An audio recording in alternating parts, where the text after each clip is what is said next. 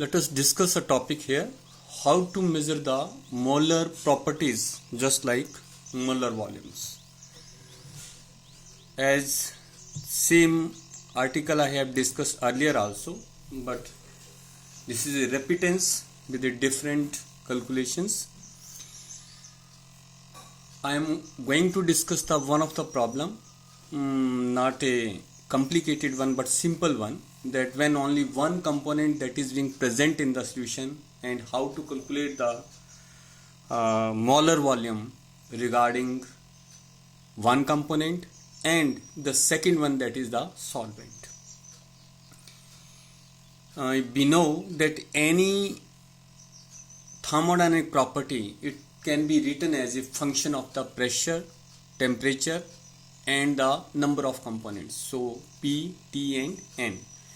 Where number of components, they are multiple if, can be elaborated as N1, N2, N3 and N4, so on. So that is a general interpretation of any thermodynamic property.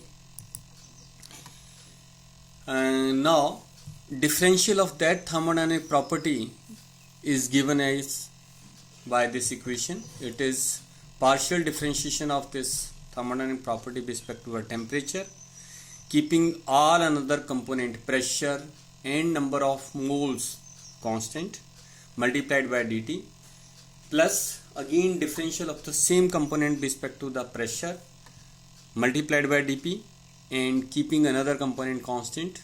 In this way we can write with the differential with respect to the number of moles of one component of the second component. It means how the property changes with respect to the particular variation of pressure and temperature or the number of moles, that is being calculated individually keeping the another component constant.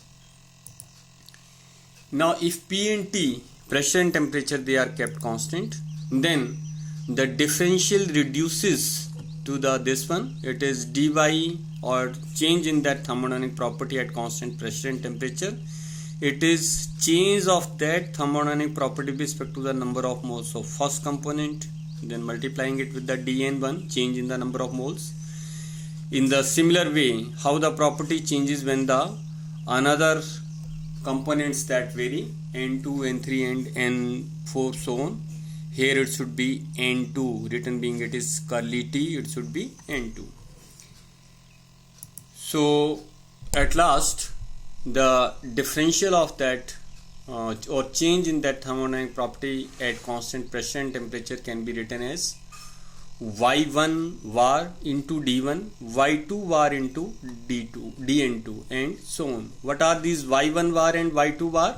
These Y1 var and Y2 var, they are the partial molar properties, whether it is volume, whether it is the enthalpy or whether it is the another thing.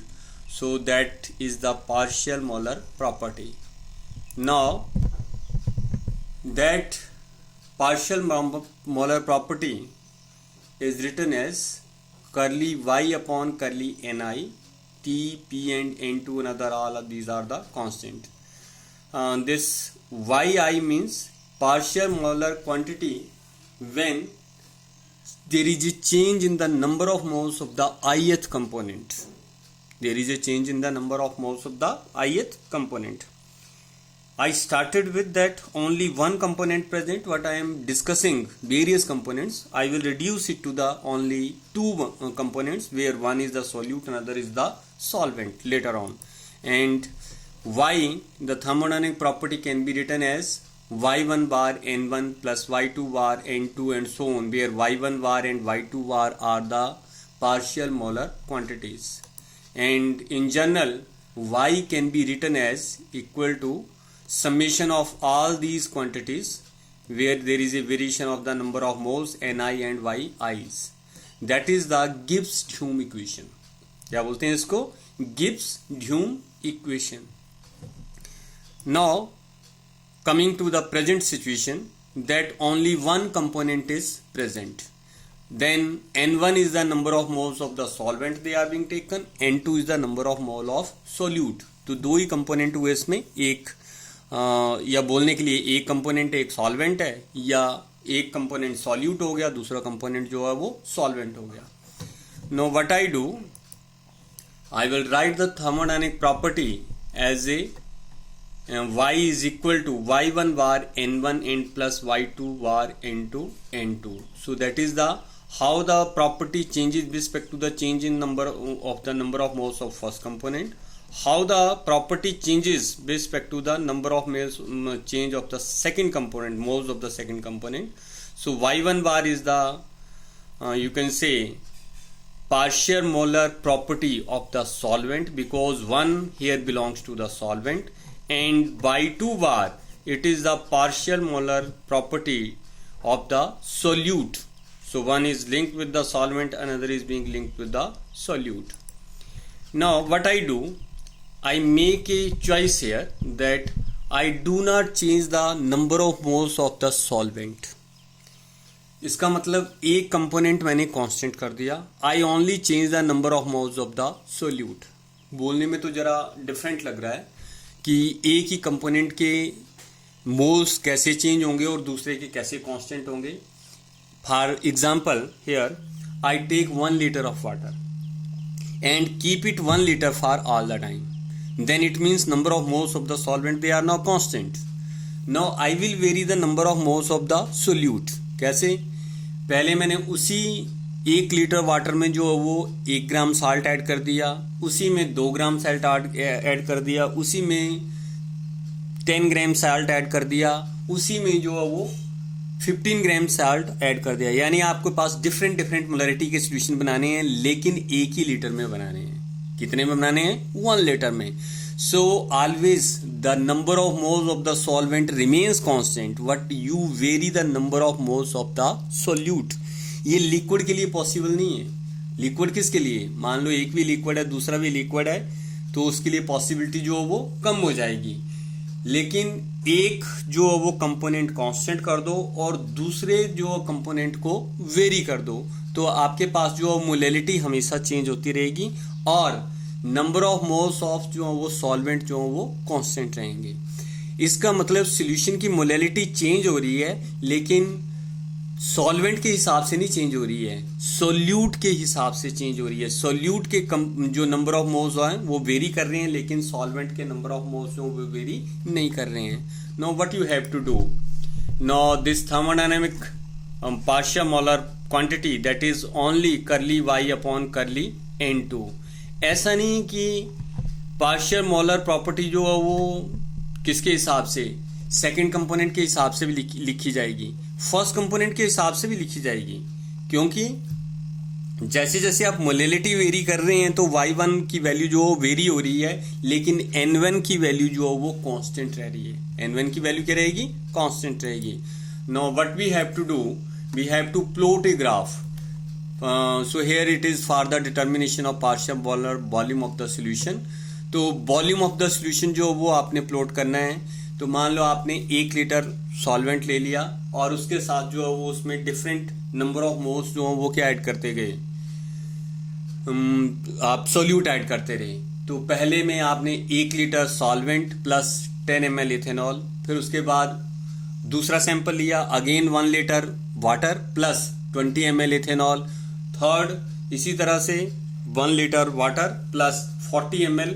तो molar volume जो वो change होता जाएगा और उसके accordingly आप जो वो मोलैलिटी के अगेंस्ट जो वो ग्राफ प्लॉट करना है. तो वॉल्यूम ऑफ द सॉल्यूशन क्या है वो प्लॉट किया आपने एक साइड को और मोलैलिटी जो वो दूसरी साइड प्लॉट कर दी. Now you have to determine the partial molar volume at this particular point. ये पॉइंट है ग्राफ का जहां पर आपने जो वो पार्शियल मोलर वॉल्यूम जो वो निकालना है. सो सिंपल है कि वहां पर एक टेंजेंट ड्रा करो जो उस लाइन को टच करता हो जाए. देन ड्रा दीज लाइंस, इस तरह से 2 लाइन जो वो रेड लाइन जो ड्रा कर दो यहाँ पर. Now that is the angle, this is the angle particular here. Why this angle, there is a slope of this particular point is there.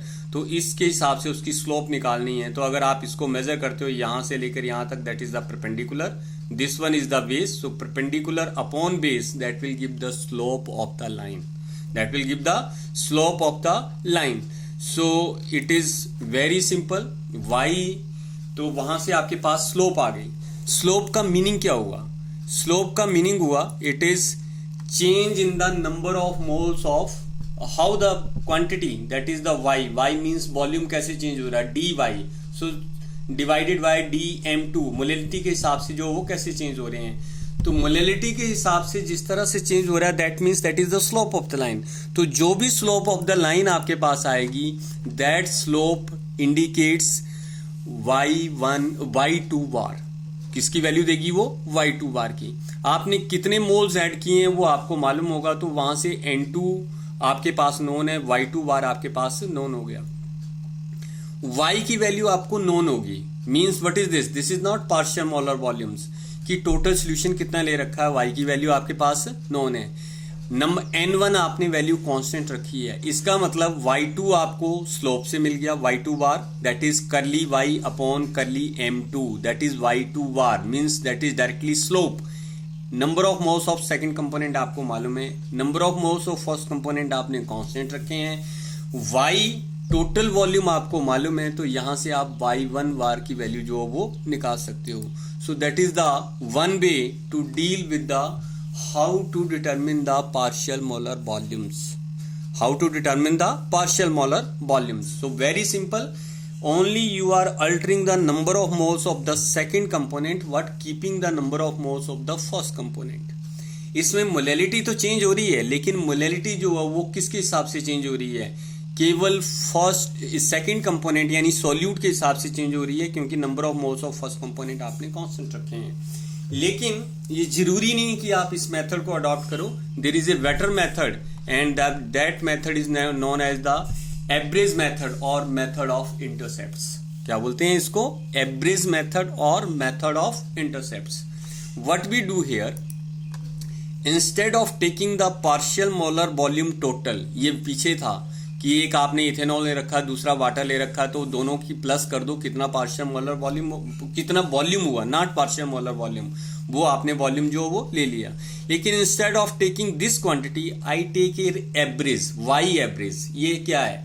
ये भी वॉल्यूम है, लेकिन आपने इसको number of mole, total mole से डिवाइड किया हुआ है। किससे डिवाइड किया हुआ? टोटल नंबर ऑफ मोल से जो वो डिवाइड किया हुआ है। So instead of taking the simple volume, I take a average volume. Average volume is what? It is volume divided by total number of moles. Let us apply some simple mathematics. From here, y, it comes to be ya multiplied by n1 plus n2. Then y2 var, what is this? It is the partial molar volume due to the change in the number of moles of second component. जैसे पिछले में drive किया था, it is curly y upon curly n2, how the volume और how the that property changes with the change in the number of moles of the second component. So substituting the y value from above here, it is ya into n1 plus n2, that is the value from the above. Now let us differentiate it. So when you are differentiating it, then y2 var it can be written as ya first function constant, it is n1 का differential 0, n2 का differential 1, तो एक side ये आ गई, plus n1 plus n2 आपने constant रखना है। Then it is the differential of the average volume with respect to the number of moles of the second component. अब जब भी हम कैलकुलेशन कर रहे हैं तो हमारे कैलकुलेशन में आपके पास क्या आ रहा है? ये पार्शियल मोलर क्वांटिटी है, ये पार्शियल मोलर वॉल्यूम है, ये एवरेज वॉल्यूम है, n1 n2 number of moles हैं, ये एवरेज वॉल्यूम है, that is the change in the number of moles of the second component. जब भी हम किसी सॉल्यूशन से प्रैक्टिकली डील करते हैं, वी नीड नॉर्मेलिटी, मोलैरिटी और मोलैलिटी, तो नंबर ऑफ मोल से कम डील करते हैं, तो इसलिए इसको आपने नंबर ऑफ मोल की बजाय जो किसमें चेंज कर देना है, मोलैलिटी में चेंज कर देना। How to change it in the molality? So simple, और mole fractions, it is x1 mole fraction of the one component, that is written as n1 plus n2. Then differentiate respect to the number of moles of the second component. Mole fraction change होगी, क्योंकि जैसे जैसे आप एक component को change कर रहे हो, दूसरे की मोल फ्रैक्शन जो वो चेंज हो रही है, x1 भी वेरी करेगी और x2 भी वेरी करेगी। जब इसको डिफरेंशिएट करते हो आप, it is differentiation with respect to the n2। n2 केवल यहाँ पर बॉटम में है या डिनोमिनेटर में है, ऊपर नहीं है। It means n1 is the constant, so taking n1 outside here, it is the differential of n1 plus n2 raised to power minus 1. When you differentiate it, you will get this. It is n1 minus 1 into n1 plus n2 raised to power minus 2. And when you calculate this, it is change in the mole fraction of the first component with respect to the number of moles of the second component, that is minus n1 divided by n1 plus n2 का square. Then rewriting it as minus n1, इसमें से n1 plus n2 एक मैंने separate कर दिया। You know the first whatever it is being written, it is x1 with negative sign, so it comes to be minus x1 divided by n1 plus n2। Now separating some of the variables here, n1 plus n2 को एक तरफ ले गया मैं, divided by, जब आप separation कर देते हैं तो सिंपल पार्शियल जो है वो सिंपल डिफरेंशिएशन में चेंज हो जाएंगे। It is divided by dn2, और ये जो करली x1 है ये परली साइड जाके हो जाएगा dx1। क्या हो जाएगा परली साइड जाके? ये dx1। So that is n1 plus n2 divided by dn2, that is minus x1 upon dx1। That particular value is calculated. Now what we have written y2 var is equal to ya plus n1 plus n2 curly ya upon curly n2। तो ये जो factor है n1 plus n2 divided by dn2, ये factor हमने अभी calculate किया है, इसकी वैल्यू यहां पर सब्स्टिट्यूट कर देनी है। y2 var is equal to ya minus x1 upon curly x1 and curly y1। Let us change them to the simple differentials. It is y2 var that is equal to ya minus x1 dx1, it is dya। ये जो equation आई, ये कौन सी equation आई? If you check it, that is the partial molar volume or quantity due to the change in the number of moles of the second component, that is the average volume। average means कि आपके पास ethanol और water है, उसको आपने number of mole से divide कर देना, that is the average volume. So this value you know very well, ya की वैल्यू जो उन्होंने होगी, x1 मोल फ्रैक्शन आपके पास में उन्होंने होगी, dx1 change in the mole fraction है, dy1 dya average property mole fraction के हिसाब से कैसे चेंज हो रही है। It means what ever is this, that is a slope, dya upon dx1, dya upon dx1, that is a slope। So let us draw a graph here। Now graph is between the average property, तो average volume है, एक side plot किया हुआ, दूसरी side भी average volume है, तो दोनों साइड जो है वो वाई एक्सिस की तरफ जो है वो एवरेज वॉल्यूम प्लॉट किए हुए हैं। नीचे मॉल फ्रैक्शंस वेरी कर रही हैं, एक साइड को यहाँ को x1 वेरी कर रहा है, दूसरी साइड यहाँ को x2 वेरी कर रहा है। किसी भी पॉइंट पे आप जो वो x1 x2 की वैल्यू जो निकाल सकते हैं, because x1 plus x2 that is equal to 1।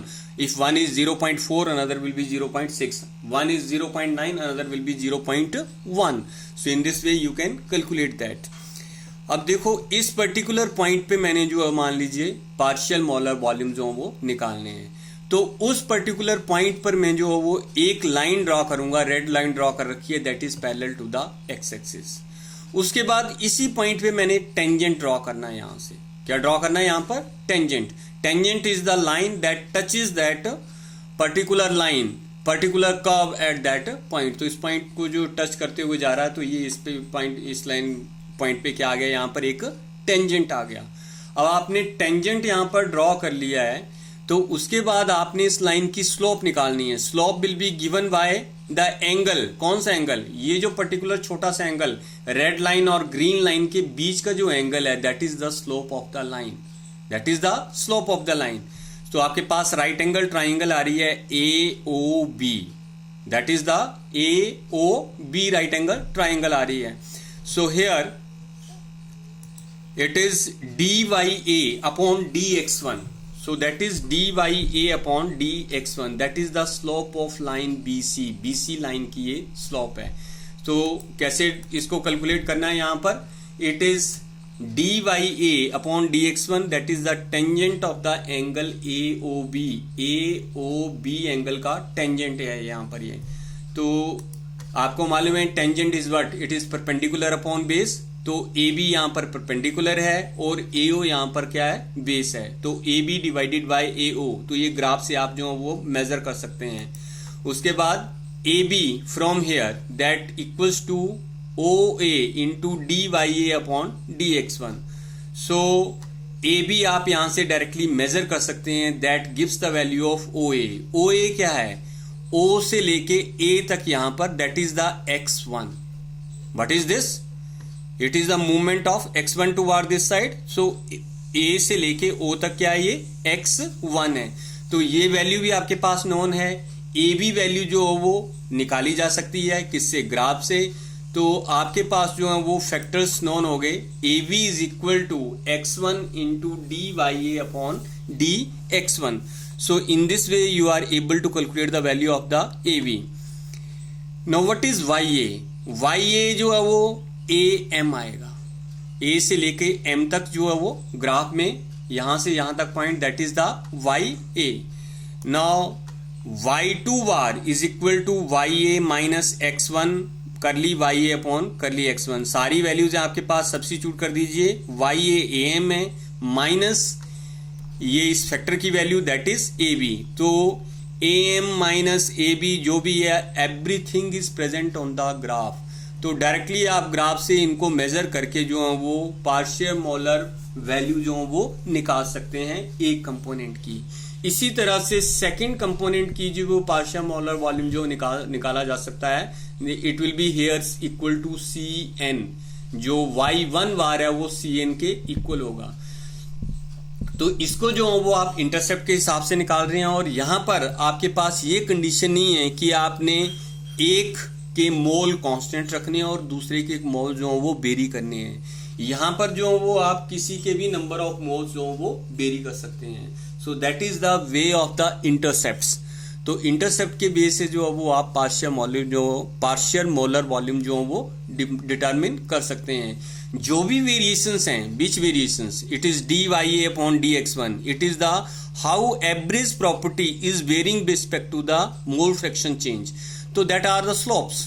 Line की स्लोप निकालनी है आपने सिंपली, और स्लोप के लिए क्या है कि टेंजेंट ऑफ एंगल निकालना है। तो टेंजेंट ऑफ का एंगल कैसे निकालना है, आपने परपेंडिकुलर अपॉन बेस, उस पॉइंट से जो वो आपने स्लो लाइन ड्रॉ कर रखी है, साथ में एक एक्स एक्सिस के पैरेलल ड्रॉ कर रखा, वहीं से आपके पास जो परपेंडिकुलर भी आ जाएगा, वहीं से आपके पास बेस भी आ जाएगा। Okay, remaining any else portion we will discuss later on.